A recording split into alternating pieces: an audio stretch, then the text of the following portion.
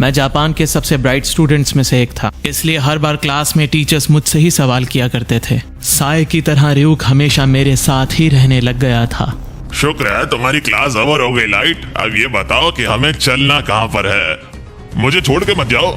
मुझसे बात मत करो, नहीं तो सारे सोचेंगे कि ये पागल अपने आप से बात कर रहा है। तुम कितने बोरिंग हो। देखो मैं बोरिंग नहीं हूँ, लेकिन बहुत सारे लोग हैं जिनको निपटाना है। तुम काफी मेहनत कर रहे हो। बर्बाद करने के लिए मेरे पास वक्त नहीं है रियूक। फिर मैं रियूक को बताता हूँ कि मेरे पास बहुत ही लिमिटेड टाइम है।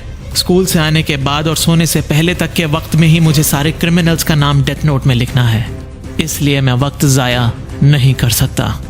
वैसे भी ज्यादा सोना सेहत के लिए खतरनाक होता है, और अगर दुनिया को बेहतर जगह बनानी है तो मुझे अपनी नींद की आहुति देनी पड़ेगी। तभी मेरे दरवाजे पर दस्तक होती है और मेरी छोटी बहन सायू मेरे पास कुछ काम से आती है। मेरे होमवर्क में मेरी मदद करा दो प्लीज। इसे होमवर्क के लिए अभी आना था। मैथ्स में कुछ प्रॉब्लम है, प्लीज मेरी हेल्प कर दो। ठीक है, बताओ क्या प्रॉब्लम है। और तभी रियूक एक बहुत बड़ा राज खोलता है। अगर कोई इंसान डेथ नोट को छू लेता है तो वो मुझे सुन भी पाएगा और देख भी पाएगा। इतनी बड़ी बात ये मुझे अब बता रहा है, कुछ इंतजाम करना पड़ेगा। बीते कुछ दिन में हुई मौतों की वजह से पुलिस डिपार्टमेंट में हड़कंप छाया हुआ था। पुलिस मानो एक छोटे से बच्चे की तरह मेरे सामने लाचार नजर आ रही थी। पुलिस का कोई भी पैंतरा, कोई भी चाल कुछ काम नहीं कर रहा था। पुलिस डिपार्टमेंट के अंदर ही बहुत कॉन्ट्राडिक्शंस थी। कुछ लोग बहुत खुश थे क्योंकि क्रिमिनल्स का खुद ब खुद सफाया हो रहा था, लेकिन दूसरी तरफ पुलिस के चीफ इस बात से बेहद नाखुश थे क्योंकि उनकी नाक के नीचे एक शख्स बाकी सारे लोगों का बेरहमी से कत्ल कर रहा था। इस बात में कोई दो राय नहीं थी कि मरने वाले सारे क्रिमिनल्स और बहुत बड़े बड़े आतंकी थे, लेकिन ऐसे किसी का कत्ल करना, वो भी कानून को अपने हाथ में लेकर, ये पुलिस से बिल्कुल बर्दाश्त नहीं हो रहा था।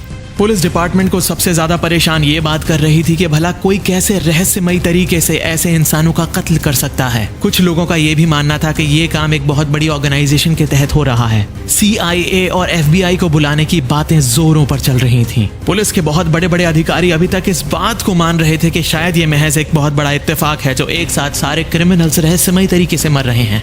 पोस्टमार्टम रिपोर्ट्स में ज्यादातर मरने की वजह दिल का दौरा पड़ना ही बताया जा रहा था। आपस में काफी माथापच्ची करने के बाद पुलिस ऑफिसर्स इस निष्कर्ष पर आते हैं कि अब उसको बुलाना पड़ेगा जिससे पूरी दुनिया के आतंकी थर थर कांपते हैं। उसका नाम है एल, जो अपराधियों के वाकई एल लगा देता है। एल का पूरा नाम, उसका पता, उसका ठिकाना, उसका चेहरा, उसके बारे में कोई कुछ नहीं जानता, लेकिन उसने आज तक जितने भी केस लिए हैं उसने हर केस को सॉल्व किया है। पुलिस ये बात समझ चुकी थी कि एल को बुलाने के अलावा उनके पास और कोई चारा नहीं बचा था। एल अपने हर काम को बहुत डिफरेंटली करता है। उसके काम करने का तरीका बिल्कुल अलग है, और तो और उससे कांटेक्ट करना भी पुलिस के हाथ में नहीं था। तभी वटारी वहां पर आते हैं जो एल के साथ काम करते हैं।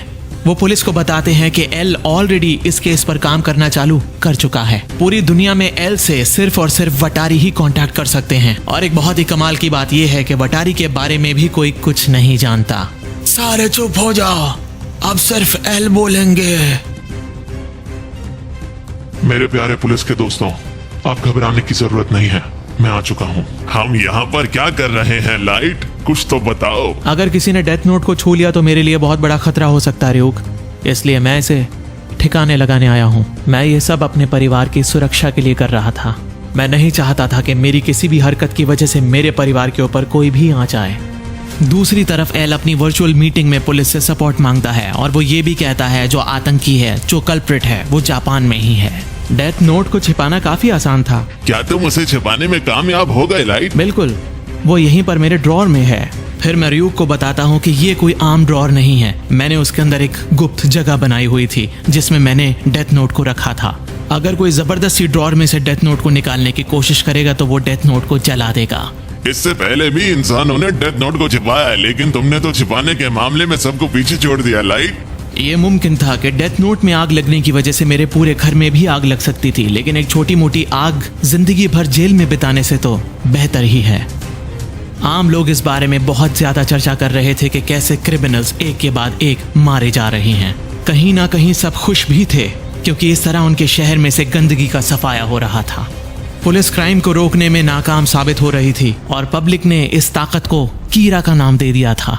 कीरा इंग्लिश के किलर वर्ड से निकला था और मुझे ये वर्ड काफी पसंद भी आया था। मैं इस बात से खुश था कि दुनिया वाले मुझे कीरा के नाम से जानेंगे। और तभी खबरों में कुछ देर के बाद एक बहुत ही जबरदस्त खुलासा होता है। एल टीवी पर लाइव आ जाता है। सब उसके इस तरह से टीवी पर आने से हैरान थे क्योंकि इससे पहले एल ने कभी अपना चेहरा नहीं दिखाया था। एल मीडिया को एड्रेस करते हुए मेरे बारे में बताता है और वो कहता है कि वो जल्द ही मुझे ढूंढ लेगा और मुझे खत्म कर देगा। मुझे वो नहीं पकड़ सकता।